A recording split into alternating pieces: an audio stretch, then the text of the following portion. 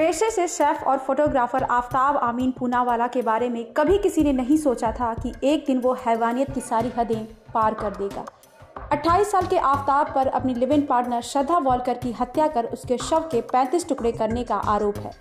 पेशे से food blogger की तुलना अब कुख्यात सीरियल किलर और रेपिस्ट जेफरी डहमर और टेड बंडी से की जा रही है, जिन्होंने कई महिलाओं के साथ रेप जैसी घिनौनी वारदात को अंजाम दिया। इसके साथ ही उनके साथ बर्बरता की और उनकी हत्या कर दी।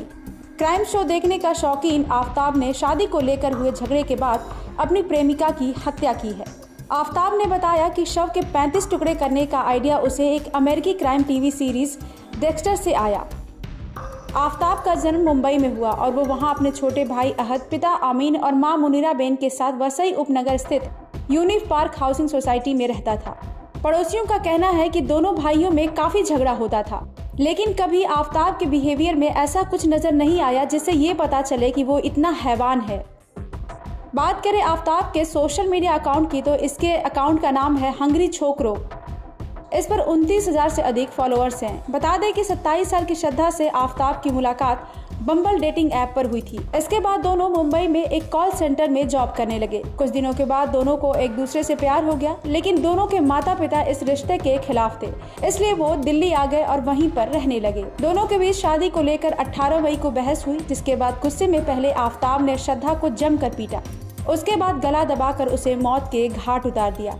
अगले दिन उसने एक आरी और 300 लीटर का फ्रिज खरीदा। उसके बाद लाश को 35 टुकड़ों में काटकर प्लास्टिक में पैक कर फ्रिज में रख दिया। उसके बाद उसे ठिकाने लगा दिया।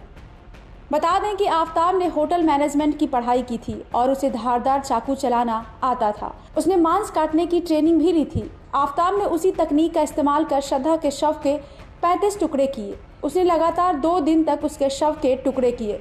कुछ दिन बाद वो डीप फ्रीजर में रखे टुकड़े ट्रे में और उसमें रखे टुकड़े डीप फ्रीजर में रख देता था। कमरे से बदबू न आए इसके लिए वो अगरबत्ती और रूम फ्रेशनर का इस्तेमाल करता था।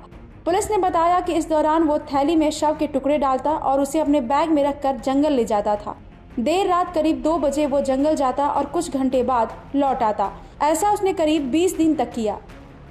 पुलिस का कहना है कि आफताब बेहद चालाक है। पूछताछ के दौरान वो हिंदी जानते हुए भी अंग्रेजी में जवाब देता है। वो श्रद्धा के सोशल मीडिया अकाउंट पर भी एक्टिव रहता था, लेकिन आखिरकार उसकी किस्मत ने उसका साथ देना बंद कर दिया और वो पुलिस के हत्थे चढ़ गया। तो वहीं इस केस को लेकर मुंबई पुलिस ने बताया कि महाराष्ट्र की मानिकपुर पुलिस ने उसे अक्टूबर और इस महीने के शुरुआत में पूछताछ के लिए बुलाया था। तब उसके बर्ताव में कोई पछतावा नहीं दिख रहा था। उसके बार बार बयान बदलने के कारण ही पुलिस को संदेह हुआ और उसने जांच में दिल्ली पुलिस को भी शामिल करने का फैसला किया। इसके बाद ही आफताब से फिर से पूछताछ की गई और सारा मामला खुलता चला गया। इसके बाद उसे 13 नवंबर को गिरफ्तार कर लिया गया। बता दें कि आफताब का आक्रामक रूप दिल्ली के एक डॉक्टर अनिल कुमार ने भी मई में देखा था। उस दौरान वो वहां पर इलाज के लिए पहुंचा था। उसी महीने श्रद्धा की हत्या भी की गई थी। डॉक्टर अनिल कुमार ने बताया कि आफताब बेहद भयावह और अशांत नजर आ रहा था। जब मैंने उससे पूछा कि उसे ये चोट कैसे लगी तो उसने कहा कि फल काटते समय उसे ये लग गई है।